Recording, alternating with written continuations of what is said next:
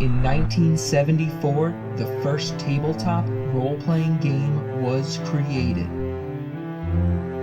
Since then, people from all around have gathered to play. Join me as we talk with RPG enthusiasts while they share their best, worst, and favorite moments. This is You Had to Be There.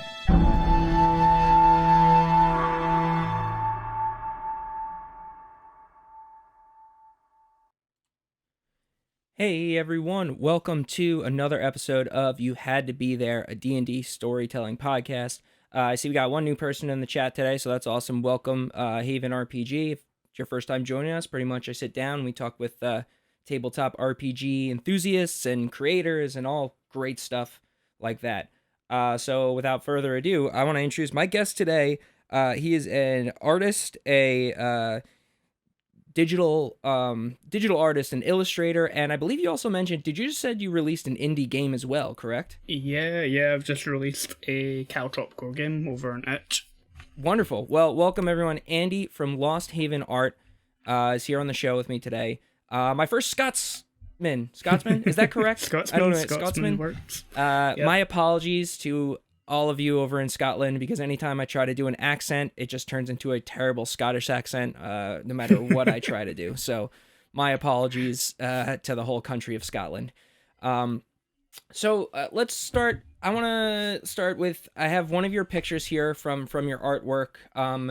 What was your timeline as far as like doing art versus tabletop role-playing games? Did one spark the other or vice versa?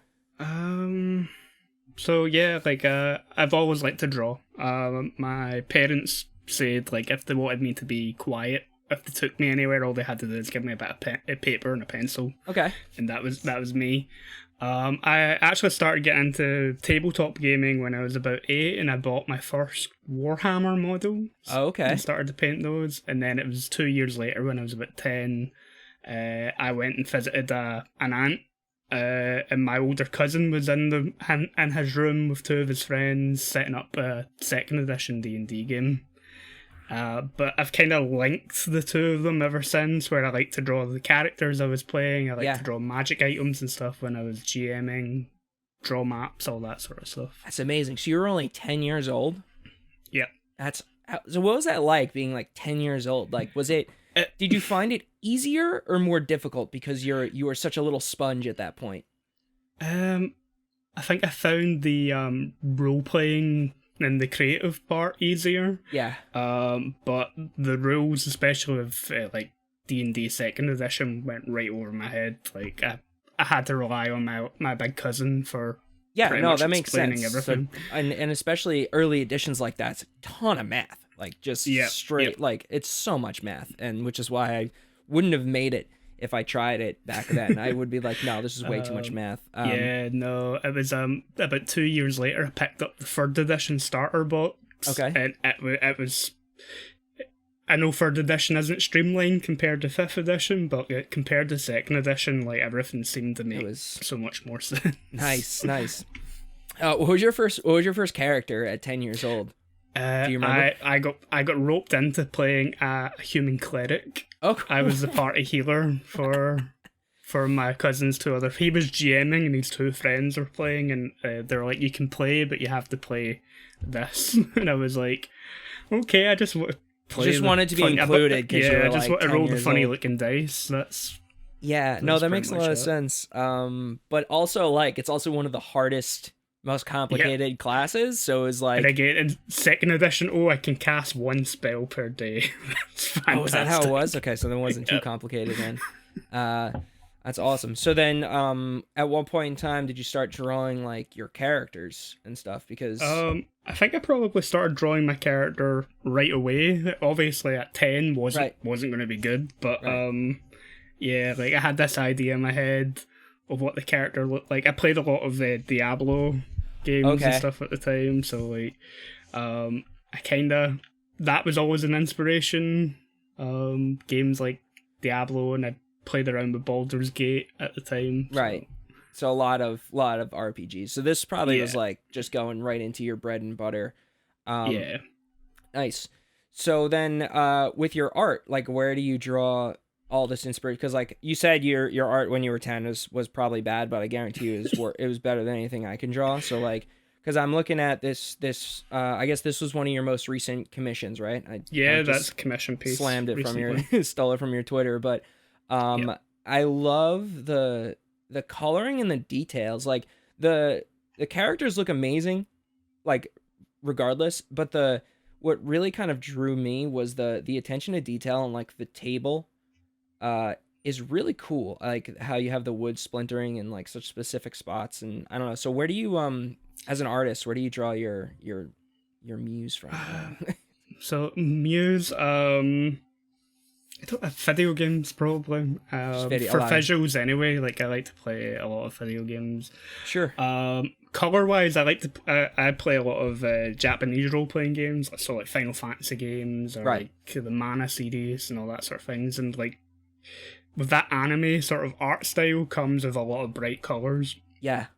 And it wasn't actually until maybe about 4 or 5 years ago I went back to college or university to get my degree in digital art, and up until that point I hadn't really been comfortable using a lot of colour. And I spent one night when I was like planning stuff for one of the projects that I had to do, and I spent a whole night looking at all these colour tutorial videos on YouTube. Right. And one of them, I can't even remember which video it was at this point, just kind of clicked. And I was like, oh, that's how you do shading, and that's how the colours play off each other. And then everything just sort of started to come together from that. And it shows. I love using colour. It shows, like the purple hair. I love. So I'm just assuming it's like some sort of half orc, but I like the contrast of like that bright green, like I love it, because like anytime you think half orc, you think like kind of muted, almost like a brownish green. I'm terrible with colors, but like, if you know what I mean. But like, in this drawing, it really like pops, and it makes it like really cool, a little almost like Earth Genasi-ish kind of like. I really. So, I think this character commission-wise, I think he was supposed to be like a Goliath, but like a sort of emeraldy stone color. Oh, that's sick. And yeah, like I kind of like that emerald green for it. That explains position. The markings, like the tattoos. I know it's very Goliath-like, so it kind of makes sense. And I like that too, because there's so many times where I think like, and you know, sometimes you forget how flexible the game can be. Because like when I think Goliath, I just think like bald, like very white skin with those tattoos. But like, oh yeah, of course, why can't a Goliath have? It looks like dreadlocks and be bright green, and I love that. That's fantastic. What do you do when someone like brings you like? Do you have a process, or do you have a questionnaire? Yeah, I thought you were going to ask a completely different question there. Answer that question if you want. Process, but I'll answer the actual question first. Yeah. Sure. What I tend to ask for if someone comes to me is to give me a description. If it's a character, for example, give them the description. If you have any images that you've already been using to get an idea in your head, so reference pictures are handy. And then I'll do a sketch, maybe a couple of sketches, and show them to the client. Sure. We'll talk about it, like, oh, you like aspects of this one or that one. You like how that looks, cool. You want that changed, we can fix that. And then I'll start to kind of clean up the line work.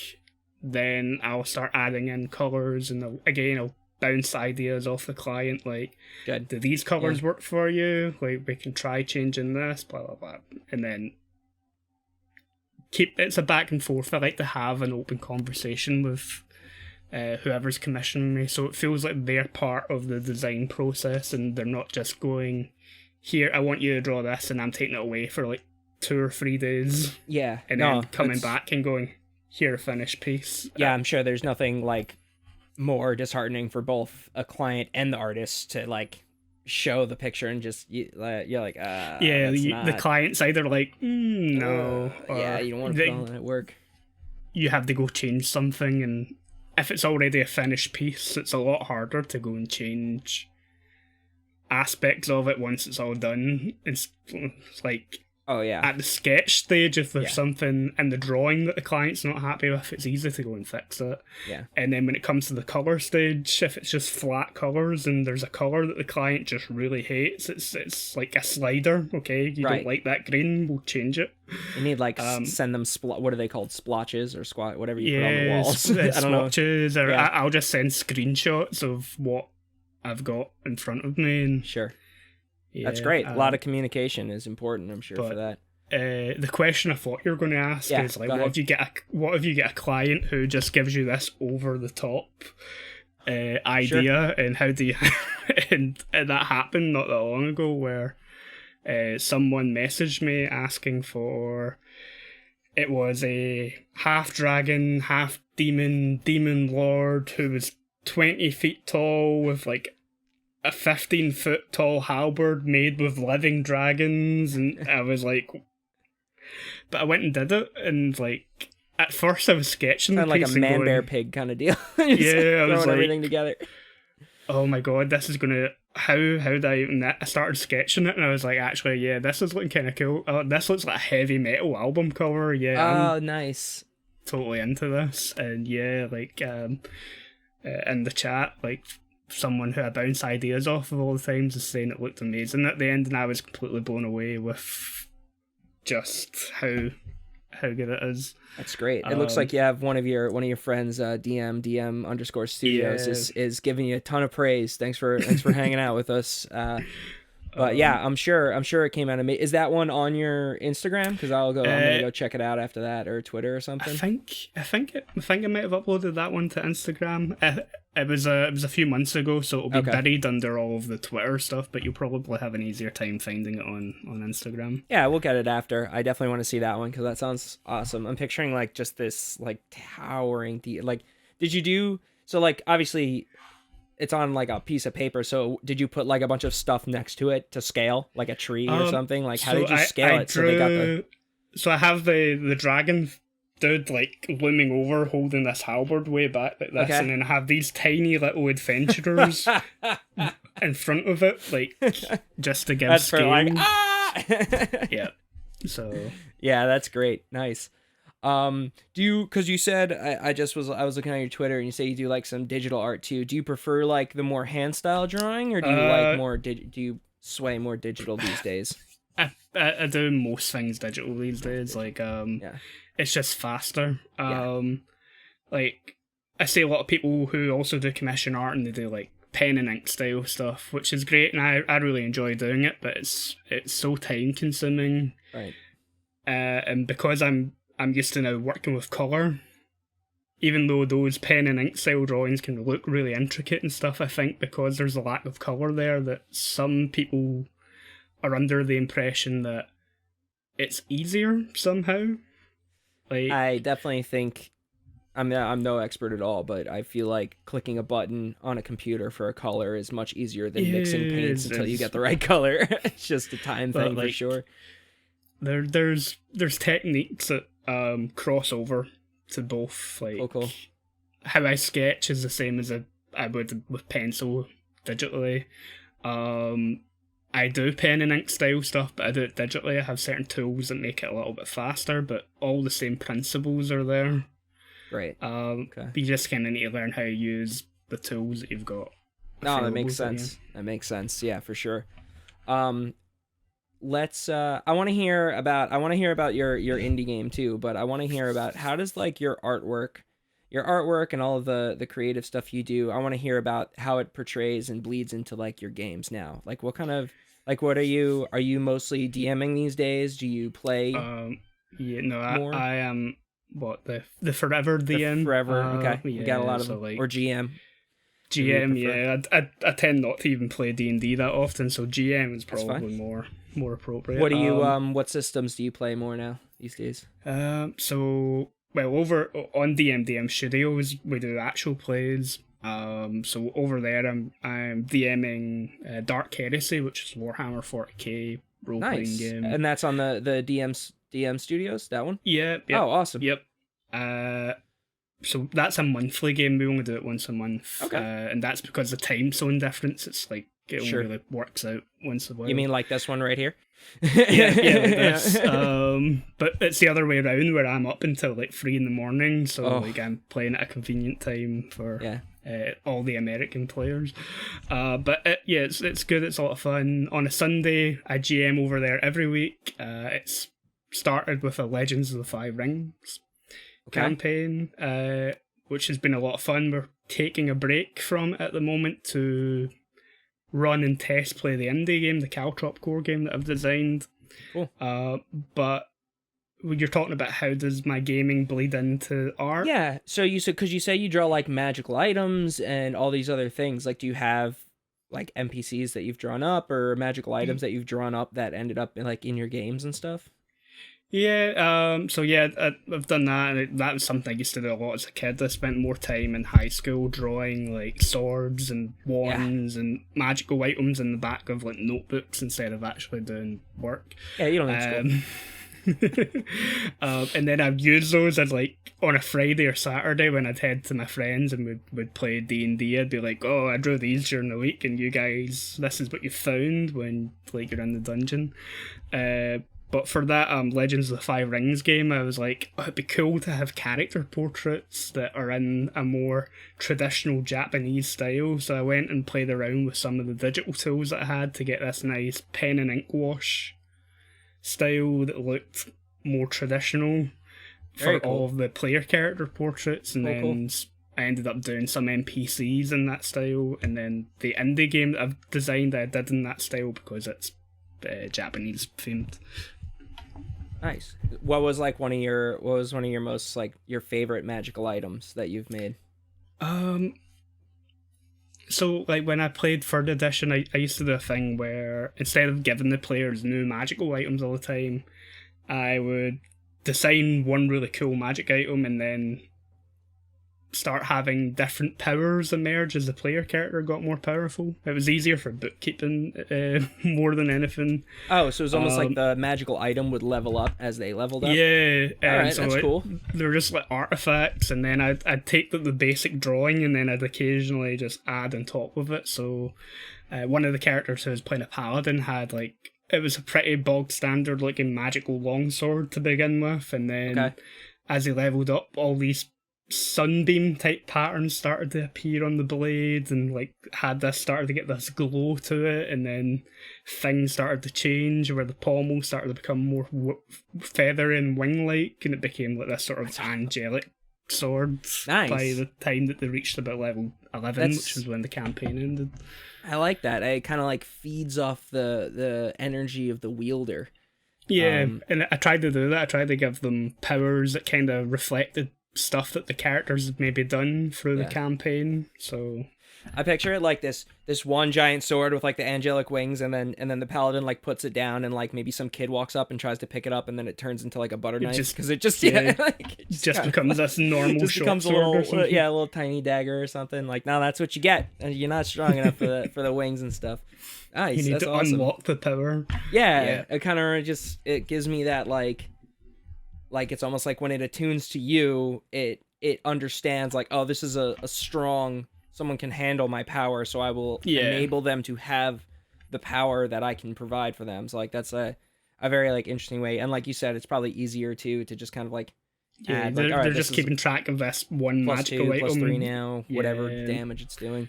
It now does light damage, or it's it can now you can now fly X amount of times per day or whatever with it, and all that sort of stuff. Nice. So let's get into about this indie game you made, because that was cool when you dropped that on me. You're like, I just made it. So so I started making a Caltrop core game a while ago. I really enjoy the Yakuza video games, and I'm a big fan of Far Eastern crime dramas and stuff, so Chinese police dramas and Japanese crime dramas and all that sort of stuff. So I wanted to make a crime drama game. I really like tattoos, so the Yakuza seemed like a natural fit, and I had this idea in my head that your character would progress through the tattoos that they get through their career as a Yakuza. So the game has 33 different tattoo design elements in it. All of them have different mechanical benefits. When your character progresses, you pick 2 of them. That's a new segment of your tattoo, and it gives you more mechanical benefits for your character. So it might be rerolls on certain skills, or bonuses to certain things, or extra health and all that sort of stuff, Nice. depending what symbolism is behind them. And yeah, it's just this sort of CD. All the artwork is in grey tones with some red in there. Nice. It's that sort of noir mood. So it's like a Japanese cop noir kind of theme. Nice. Yeah, So like you're crime noir. and you play. So this is inherently kind of you're playing not good people. You're working your way up the ranks. Yeah, you're playing felons. Yeah, so like you're working your way up the ranks in the yeah. Yakuza. So there's no levels, but the progression system is you work in seasons. So your characters start in spring, which is the start of their career. Then they move on to summer, where they're a bit more respectable in the organisation. They get a bit more leeway in what they can do and what they can't do, and then you kind of build your way up. But with crime drama, even like just like American gangster movies like Casino and Goodfellas and stuff, they always end kind of bad for the main characters. Something bad always happens to them, and that makes sense. Arizumi, which is the name of the game that I've designed, you're intended to end everything kind of badly. Like if your character ends up on like secluded beach, living off branches, that's like a positive ending. Yeah, for him, that's probably. a good ending. Like, yeah, I made it. Have to live alone in the wilderness for the rest of my life, but I'm not in jail or dead. But I'm not in jail or dead. Yeah, I like that. And there's one of the tattoos that you can take. The crane in Japanese symbolism means a long life. Okay. And if you take that tattoo, provided that you don't die before the end, your character should have a fairly good ending, but that's the only benefit that tattoo design gives you. But what if you get that tattoo and then they're like, all right, we're gonna give you a life sentence? Damn it. It's gonna be a long time. It's gonna be a long time, but like you probably leave prison and just kind of part ways from your that's funny old life. Nice. So I like that tattoo thing is very, very cool. What as far as like dice goes, like what kind of is it like D10s or what do you do for that? D4, so Calcrop, which is a Technomancy on Twitter. They made a basic system that uses all D4s. Okay. The system as it is, like you have traits, they have a number associated with them, that's how many D4s you roll.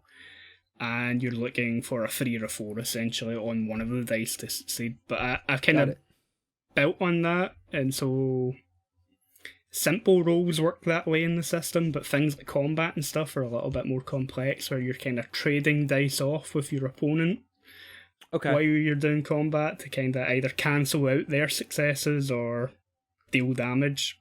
And that system applies to combat, social intrigue, and mental challenges. Other than obviously it's D4s, but I think that combat works similarly in like Call of Cthulhu, where you have to make the attack, but then the person can dodge, and if they succeed, they can dodge, then, or they can counterattack. Yeah, nice. That's cool. Yeah, I like I play mostly 5th edition just because it's what I learned on, and it's like this. But I do like the simplicity of like those. You just roll this one dice. If you're good at it, you roll more than one dice, and that's your amount of successes. Like I've played Call of Cthulhu and Chronicles of Darkness, I think, which is straight 10s, D10s. Chronicles of Darkness, more so 1st edition, and that's just because I'm old and I bought a load of books for 1st edition that I just couldn't bring myself to upgrade to the 2nd edition rule set more than anything. But Chronicles of Darkness is my favorite role-playing game system, probably. Oh, really? Yeah, I had a good time. I did it with I was just like a Christmas thing I did with one of my past guests, and it was fun. We just played I like how just kind of free those systems are, where it's like you could literally roll those dice in anyone's. Like we played Children in Russia. Like that was like kind of so nice. I like those ones because it's just like it's real. It just makes it a little more real. But it's also awesome to be a superhero like some of the times, just like a badass. But in this one, in your game, I'm guessing it's high risk because you're a person, you're a human. Yeah, you're human. Guns there's no real supernatural element to it. In fact, firearms are probably the highest damage weapon that you can get in the game. They're also, it's because in Japan, like, it's illegal. It's like in the UK, you can't legally own a firearm unless there's certain licenses and restrictions put in place. So it's a big deal. Right. To have a gun on you is a really big deal. And so I made firearms the biggest damaging thing in the game just to kind of emphasize that, oh shit, this guy's pulled a gun out on you. Did I have to like, and obviously you're still working. Is this something you're gonna publish eventually? Like you're gonna? It's on published at the moment. Yeah. Nice. The thing about it was like I published it on Friday on Itch. That's awesome. I think it might have been Thursday. I might have published it, but I didn't make any posts about it. I just kind of uploaded it ready to go. All right. And then scheduled all the posts and stuff on Friday about it. And then on Saturday, self-promote Saturday on Twitter, I started making all the posts about it. Excellent. Someone responded to one of my posts going, "Oh, I showed this game to a Japanese audience and they all loved it, and they had a link to their post about it, and they'd made the post in the early hours of Friday morning, so I hadn't even publicly posted the game yet. They'd found it on Itch. Okay. And made a post about it, and there was like 104 likes and 100 plus retweets. That's brilliant. From all these people in Japan, and I was like, it's amazing. That's what you want. You want someone that's the thing is there's so much and I'm learning this from like Twitter and stuff, like there's so much content out there, but everyone has their different tastes and their different styles, and your game, that style of gaming might not be, any interest to like Australians. Taste, what, I don't know. I'm just kind of bullshitting, but like, there's some people that are just like, that's not interesting to me at all. I want to play a knight. I want to play I want to play a Jedi. But like for some people, they're like, this is amazing. And like, I wonder if it's an appeal there, because you're like, oh, I've heard about the Yakuza, and like it would be fun to be like bad, but not actually get in trouble for it. It's like this. So my one question though about the game, so when they start out, do they not have guns and they have to like work their way up to getting a gun? Have very little to start out with. You pick your first two tattoos. Right. You assign your stats. That's pretty much it. You're pretty much looking to find stuff during the scenario. There's an intro scenario in the book as well, which kind of introduces all the mechanics and stuff like that. Which I played through on DMing and Studios. I played through with another test group as well. I played through this scenario twice, and I was like, I'm going to write this out and include it in the PDF as just like this will get you started. It's a nice starting off point. It's great. Yeah, but yeah, I think there's an appeal to playing villains, I think, for people. Yeah, I haven't played like true bad kind of, we had one group that was kind of going in that direction, but mostly it was like neutral kind of, but swings bad, and just like, that's, I haven't like gone down that road, but it's something that it would be interesting to do. I've heard that it's like bittersweet, because it's like fun, but then you also like go into what your brain could think of, if you like have hostages and stuff, you're like, I don't like this, but you're like, but this is what the character would do, which is awful. So I think I totally get your feet in, but don't dive in completely. So, like I was saying, like Chronicles of Darkness is one of my favorite game systems, and you play as vampires and werewolves and all that sort of stuff. So your monsters, and vampire in particular, you're kind of encouraged to be nasty. And I have a friend who I've been playing with for years who just doesn't. If we were going to play a vampire game, he's like, cool, I'm gonna sit out, you guys enjoy, just because that idea of playing an absolute monster just doesn't appeal to him. But like in the chat, like Derek at the MDM Studio says it's liberating sometimes to play a villain. And it's something I think works for shorter game campaigns. That's what I've heard. Like my regular group, they did like an evil campaign, and they were like, this is fun for a short thing, but then they were like,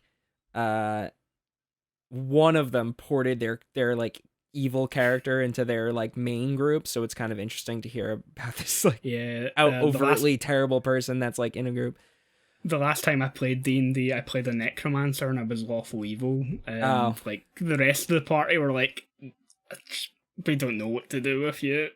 Yeah, it's like a weird concept. I played a Necromancer once, but I had him more like he was lonely, so he learned how to raise the dead so he could have friends. Like it was like kind of more that route. It was a Halloween one shot.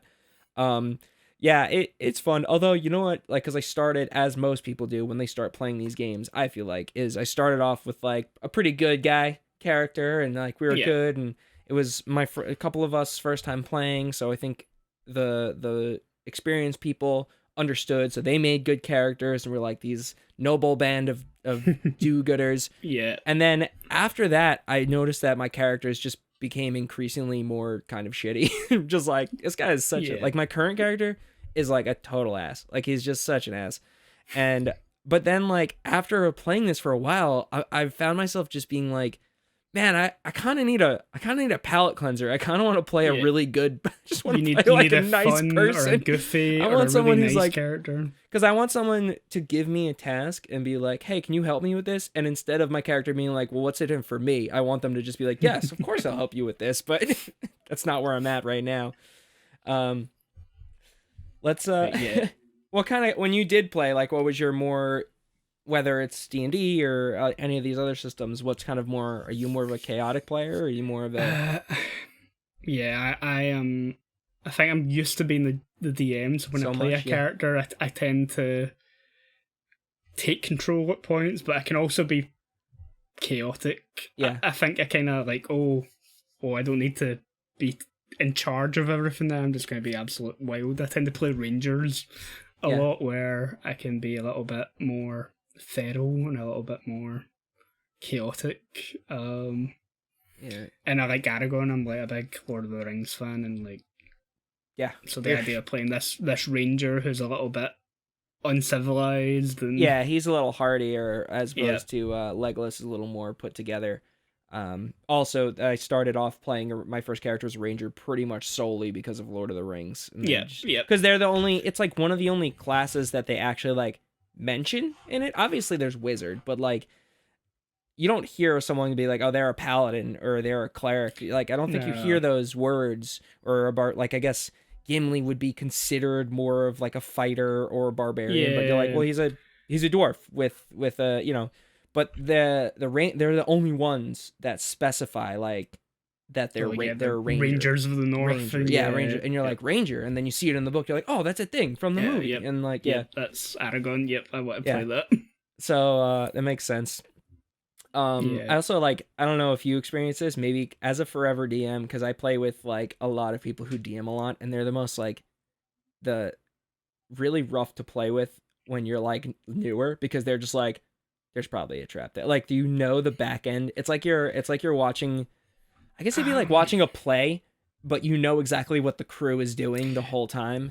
Yeah, it either goes one of two ways, where you're like, I feel bad for anyone at GMs for me, because my brain is always kind of thinking, well, this is how I would do it. Yeah. And so I'm either like, oh, there's going to be a trap here, and then, oh, yep, they're a trap. I'm not surprised, or they don't pull a trap, and I'm kind of like, that's a wasted opportunity. Why didn't they? Why didn't you put a trap there? Yeah. Yep. So it's a lose-lose.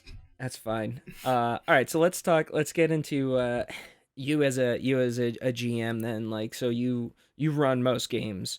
What's your like style of? I mean, I know you said you like this like Japanese. Do you like more of that role playing aspect, like the D4s, the D10s, or do you do like D20 rolls with more crazy combats and stuff? So I suppose D10 systems are actually more, because I'm thinking like I've been running Legends of the Five Rings, and it's the 4th edition of it. It uses a D10 system. It's a dice pool system. Chronicles of Darkness is a D10 dice pool system.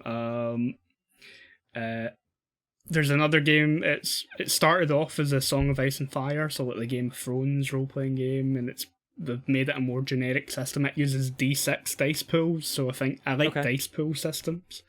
I like systems where there isn't really levels. You you have experience points, you spend them on stats and skills and abilities, and you kind of customize your character as you're going. Sure. But as a GM, I am notorious for not preparing. Okay, you're from the hit. You shoot from the hip. Yep. I just shoot from the hip. I am very much a wing it. I might.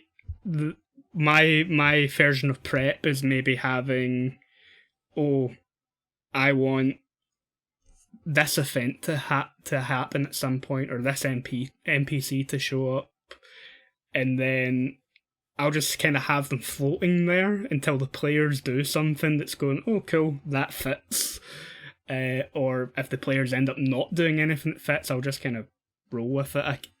The key to doing it though is you kind of have to know the setting well enough to know how the world should work. Yeah, I'm sure. Like, react to the players. If you're going that far, like if you're willing to shoot from the hip like that, like your players really could choose to do anything, and that must be the hardest part is setting wise. So it's one of these things where I'm saying like I don't prep, but it's like I like to know the setting inside and out. So that is a form of prep, I suppose. You have an outline, a guideline. Yeah, and that makes sense. Then I can just kind of work around what the players want to do. So it's like a sandbox, and the players can kind of just do what they want. Chronicles of Darkness, I've been running that since 2006. Wow. And I use the same fictional city. Run all different sorts of monsters in there, so vampire games, werewolf games, mage, whatever. And any time that I run it, whatever happened in the previous campaign or story arc has knock-on effects through the whole, it ripples through the setting. And I think that consistency kind of also helps players when they're like, oh, I'm going to do this, and they can kind of expect what should happen or what. Do you record when you like go from the like kind of wing it like that? Do you like take notes, or do you like record or anything? I take listen I back? take notes. Okay, you take a lot of notes. Notes and what players have, how they've interacted with NPCs or things that they might have done that have a long-term effect, so that then when things come full circle, it's like, oh, remember that time when you did this? Well, this is payback. Cool. Or that's the payoff of it. Nice. Quick shout, hey, Everyday Superhero Cast, good to see you, man. Thanks for joining us. I want to definitely go into, as true you had to be there fashion. I want to hear some fun stories. I want to hear some funny stories. So this is how we wrap up every episode. Funny story. Yeah, give me. It doesn't have to be. It could be tragic. It could be. Oh well, it's a little either bit, one. Whatever you got. I just want to hear, like, when I always like to put it as like when someone's like, well, I want to try playing tabletop role playing games. Like, what is that like? And you're just like, all right, let me tell you this time. It's the time. Any story that you were trying, that you wanted to tell someone, and it was never a good time because you're like at work or something. That's what the show is for. Okay. Yeah. One of the first stories I kind of think of this is so when I used to run 3rd edition, we're running this long campaign. It was kind of early into the campaign, and I started the campaign setting had steampunk elements, so there were firearms and airships and all that sort of stuff going on. Okay. And I made an engineer class for the game setting, but nice. Firearms are volatile, and if you rolled a 1 on your attack roll, it would backfire and do like damage to you. And the player who offered to test play the engineer class, they got into this fight, and he was miles away because he had guns and stuff. He didn't need to be up close. Right. Trying to fire down on these ogres that were attacking this camp that they were in, and he rolled 7 1s back to back. Just knocked his own character out. And I didn't even have to attack him with a single enemy. He just hurt himself. He just kept blowing, his gun just kept blowing up in his face. Yep. But this is the same player who had. This was only they were only about level 4 or 5 by this point in the campaign, and he'd already had 2 or 3 characters before this point. Oh my gosh! And every single one of them ended miserably. He had a paladin who they got into a fight with some giant spiders in the forest, and he decided he was going to charge in on the back of his magical mount into the spider webs. Failed the reflex roll to get out of the webs. The horse got stuck and got murdered by the spiders, and then he refused to leave his horse there to flee with the rest of the party, and so he went down with it. He went down with the horse. And then, alright, wait, so how many characters did this guy go through? Before the engineer, 3. 3? So he had the paladin, he had a gnome wizard, okay, who actually ended up kind of dying partially due to PvP situations where okay, his gnome wizard was really arrogant for whatever reason. Used to like belittle the barbarian in the party, and so the player who was playing the barbarian decided to pick them up by the ankle and was like, "You need to stop speaking to me like that. Like, the next time anything happens, I'm just going to let you die." And the player who's playing the gnome goes, "Can I still cast spells even though I'm being held upside down?" And I was like, yeah. And so he was like, "I'm going to cast Ray of Frost at the barbarian's foot." Okay. Cast it. Did some damage. The barbarian's reaction to that was to pile drive the gnome into the ground. Yeah, that's not gonna... And being 3rd edition, wizards have very little hit points, and it just pretty much one-shot KO. And I was like, cool. You're just going to be unconscious for a little while. The barbarian's like, "I need to go heat my feet up, because, like, that's a lot of cold damage." Right. Does the wizard have anything in their backpack that I can use to make a fire with? Spellbook. Yeah. Oh, that's so mean. And Not the player spell like, book. I'm gonna rip out the empty pages You ripped out to start the fire with. Cool. And then the player who's playing the mage is like, "Can the smell of the smoke wake me up?" Yeah, why not? You smell the smoke. Yep. Automatically knew that it was their spellbook. Charged into the room that they'd made this campfire in, between the legs of the rogue, and tried to cast another spell. And the rogue player was like, "Isn't that an area of effect spell?" Yep. So it'll hit me because they're casting it from behind me. Yep. Since he's casting a spell, can I get an attack of opportunity? Yep. I'm going to knock him out of the blackjack that I've got. Oh no. And it caused a bit of tension in the party to the point the gnome wandered off by themselves. And, you know, that old trope of don't split the party. They were in ancient ruins filled of undead, and like they went off in a huff and got themselves gribbled on by some zombies that were. It's like, so he just was like, "I can't deal with this party anymore." Yep. Left, and then pretty much got ate because he's a tiny gnome wizard. You're like, you brought that on yourself. That's so funny. The spellbook thing, like, is so brutal.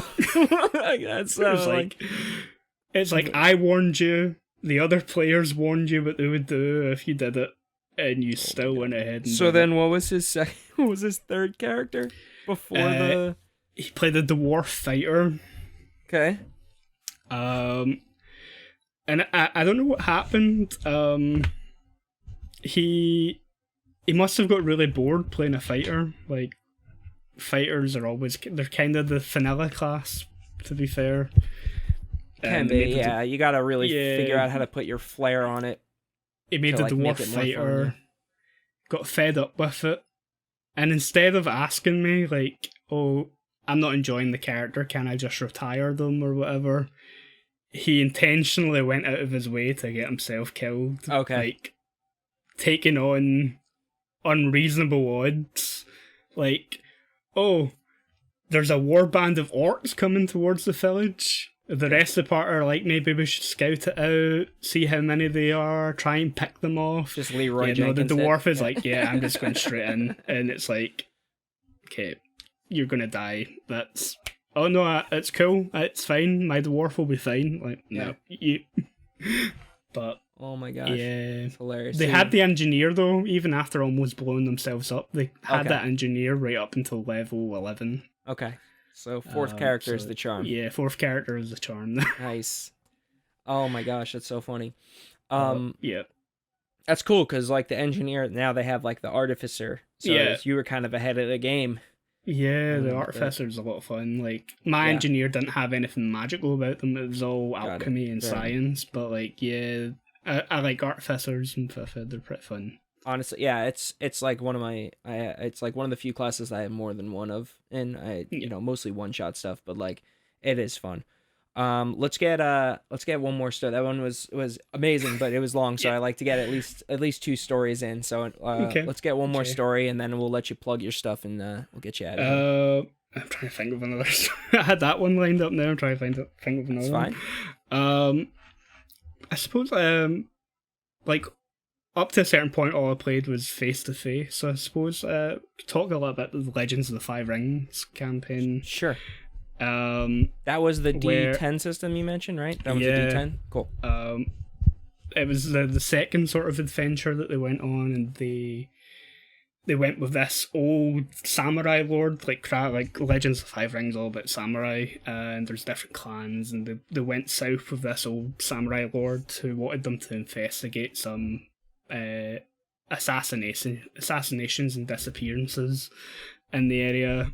And there was this whole big arc where, like, they fought some ninjas, they uncovered all these secrets, they spoke to him, he kind of ended up telling them, like, oh, like, I came and got you guys without permission from the lord of the clan. In fact, I was told not to. So there was all this dispute about honour and duty and all that sort of stuff, where some of the party members were like, oh, no, you're disgraceful, like, you shouldn't have went against your lord's wishes. And some of the party members were like, oh, you're like the most honourable of samurai, like, of course you would go and serve the empire above that, your own clan sort of thing. But there was this whole unfolding where he kind of accepted that because he disobeyed his lord, he was going to die. Okay. He'd have to commit seppuku. And the party were kind of split between it. And there's all these, for like 2 or 3 sessions, there was all these moments where he would go and speak to the party members individually, and he would kind of reveal all these soft, sentimental sides of, like, because he originally presented himself as this old, tough crab samurai where, like, they don't show emotion, they're the protectors of the realm and all that sort of stuff, to being like, well, no, of course, I fear death, and, like, I love this woman, you need to tell her that before I go, and, like, I want you to hand this off to my daughter, and all these things, where all the party members were like, oh my god, no, we can't let him die. But, like, story-wise, it came to a point where they discovered that the lord of the crab clan had been corrupted, and they were like, to prove a point to the rest of the clan, he kind of needs to go out honourably. He needs to make a last stand before. And the last session, they had this NPC with them. They had this big, rich, like, they committed seppuku, and it was this big ritualistic thing. And all the crab samurai on the gates of the city were all watching it and all chanting to their ancestors. And the player characters were all doing this ceremonial funeral pyre. And, like, it was just, like, everybody in the chat for the stream, because it was an actual play, were all like, oh my god, he died, oh my god. Like, and it was just this big emotional moment, and I don't think I've ever had a moment quite as emotionally tense as that in a tabletop game ever. I honestly, like, I've grown a real appreciation for those moments of the game. Like, you know, when it's hard when you start out, and, like, you're like, I don't really know how vulnerable I can get, like how, you know, when you, especially if you're not used to like role playing like that or like improv and stuff, but it really makes the game. You need those moments. So that's awesome to hear. I love anytime someone sets up this like real heartfelt or finds that really like big connection to the games. I think it's beautiful. Yeah, it was like the players like getting Derek's in chat. He's saying he was literally crying at the moment. Yeah. But it was like, I think for online gaming and the fact that it was an actual play and seeing all these people who aren't even playing the game just being like, oh my god. Now I'm sitting there as a GM going, what have I done here? What? No, you did your job. You did your job, man. That's what you do. Pull on the heartstrings. Going into a game about samurai, like, a certain tone was expected, but I think that moment kind of went, oh, this is the tone for the campaign right here. It's like serious drama and emotions and all that sort of stuff are going to be going on in this. And I think that just kind of solidified the campaign at that point of like, yeah, this is what we're doing. Beautiful. I love that. Thank you for sharing that. Thanks Derek and Julian and everyone else, Bartek, if you're still there, a few people that's been hanging out in the chat. I hope you've enjoyed your time here with us. Andy, where can people find you? Where can people find your art, your games, all this amazing stuff? So you can most commonly find me on Twitter at Lost Haven Art. I do post stuff to Instagram, just not as often. It's also Lost Haven Art. Here on Twitch, I have my own channel, Haven RPG. We do actual plays. I also do a one-shot and review show on my channel. Find me every Sunday on DM Studios. And for buying my games, Lost Haven Games on itch.io is probably the best place to find anything that I'm going to publish down the line. But Arizumi is already there.